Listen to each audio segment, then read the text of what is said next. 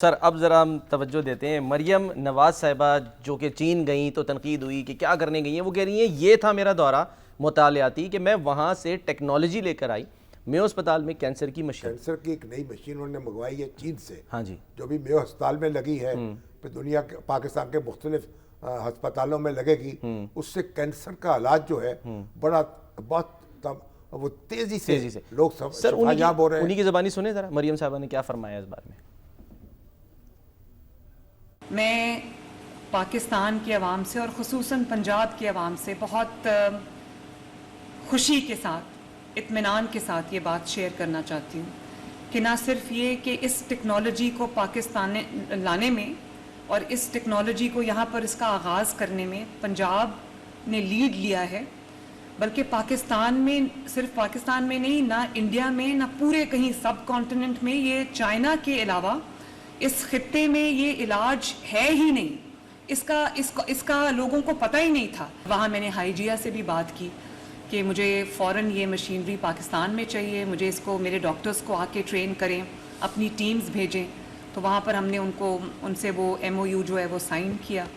और मैं Chinese government की भी शुक्रगुजार हूँ। जो भी पेइंग पेशेंट्स नहीं हैं, जो 16 लाख या 17 लाख रुपया अफोर्ड नहीं कर सकते कैंसर ट्रीटमेंट के लिए, उनका पंजाब हुकूमत अल्लाह ताला के फजल करम से 100% उनका इलाज जो है वो फ्री ऑफ कॉस्ट होगा। तो मुझे बड़ी खुशी है कि बग़ैर किसी सर्जरी के, बग़ैर किसी मेजर जो इन्वेसिव सर्जरी है उसके, बग़ैर कीमोथेरेपी के, बग़ैर रेडियोथेरेपी के कैंसर का इलाज हो रहा है और within 60 minutes patient is cancer free. उनके सामने पेशेंट्स बैठे हुए थे, हाँ जी, जिनका इलाज हुआ है, सेहत याब हो गए।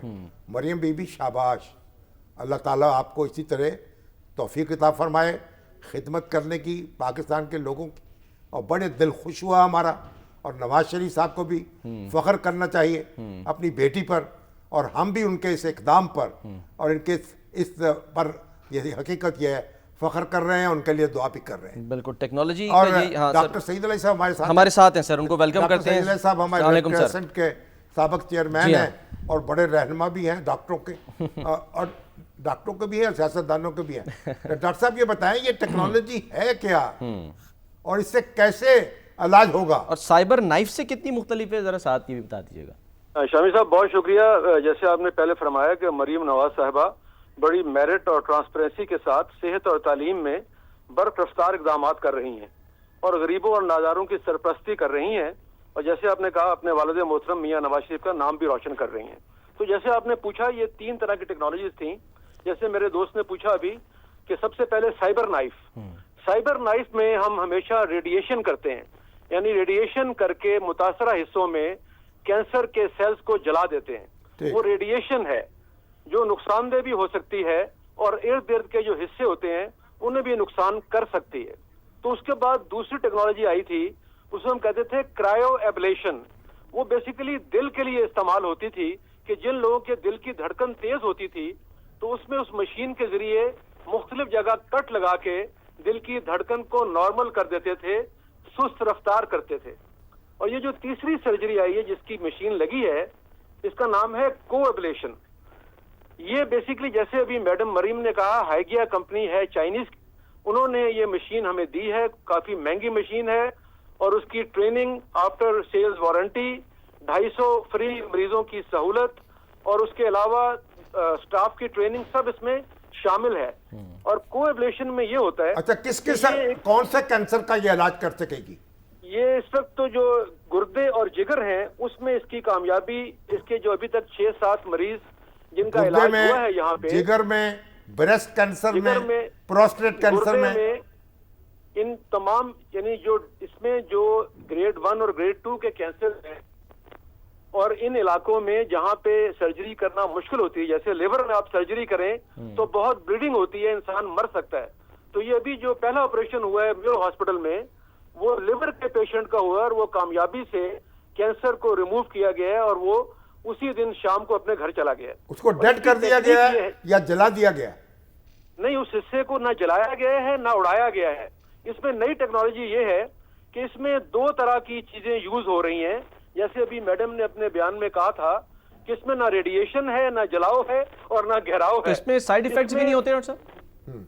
नहीं सर, इसमें 2 नीडल्स होती हैं, उससे हम प्रोब डालते हैं और पहले उस हिस्से को, मुतासरा हिस्से को नाइट्रोजन से तकरीबन 196 डिग्री तक फ्रीज करते हैं, यानी उसको बर्फ बना देते हैं।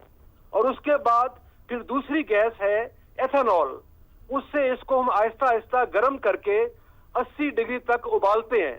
तो इस तरह कूलिंग और हीटिंग से मुतासरा हिस्सों को हम खत्म कर देते हैं और उससे इर्द गिर्द के हिस्से को नुकसान भी नहीं पहुंचता। तो ये जैसे अभी मैडम ने कहा कि ये लेटेस्ट टेक्निक है, यानी अमेरिका में भी ये टेक्निक इस्तेमाल नहीं हो रही?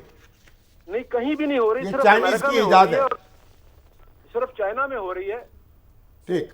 हेलो, हाँ जी, जी, और जी। इसमें प्रोफेसर लिu यिंग एक बड़े मारूफ साइंटिस्ट हैं, उनको लिu यिंग भी कहते हैं, ये उनकी इजाद थी और उन्होंने शुरू में गले के जो टॉन्सिल्स होते हैं उनको रिमूव करने के लिए इसका आगाज किया और फिर बढ़ते बढ़ते अब ये इस सतह पर पहुंच चुकी है टेक्नोलॉजी कि इससे कैंसर के मरीजों का मुकम्मल इलाज होता है। और आप जानते हैं कि चाइना टेक्नोलॉजी में बहुत यूरोपियन कंट्रीज से आगे जा रहा है और उनकी रिसर्च, उनकी स्टेम सेल टेक्नोलॉजी, उनकी तमाम टेक्नोलॉजीज बहुत रफ्तार से आगे बढ़ रही हैं और पाकिस्तान पहला मुल्क है जो उनसे इस्तेफादा कर रहा है और उम्मीद है कि इस तरह की दीगर मशीनें हमारे आने वाले वक्तों में हमारी मुश्किलात में बहुत कमी करेंगी। ठीक है, बहुत बहुत शुक्रिया डॉक्टर साहब, बहुत बहुत शुक्रिया।